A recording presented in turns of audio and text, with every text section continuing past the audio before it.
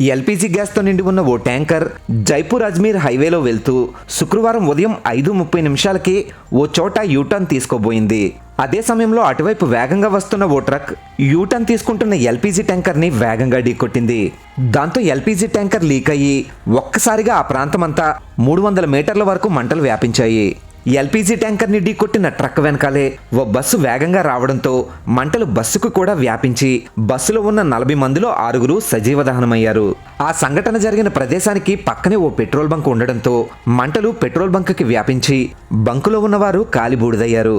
సుమారు 300 మీటర్ల వరకు వ్యాపించిన మంటలతో ఆ ప్రాంతమంతా అల్లకల్లోలంగా మారి మంటలు ఆర్పడానికి చాలా సమయం పట్టింది. ఇంత పెద్ద ప్రమాదానికి పొగమంచు ఒక కారణమైతే డ్రైవర్ ట్రక్ని వేగంగా నడపడం మరో కారణం. ప్రస్తుతం నడుస్తున్నది చలికాలం కాబట్టి రాత్రిపూట ప్రయాణాలు చేసేవారు నెమ్మదిగా వెళ్ళండి. ముఖ్యంగా తెల్లవారుజామున ప్రయాణించేవారు మరింత జాగ్రత్తగా వెళ్ళండి.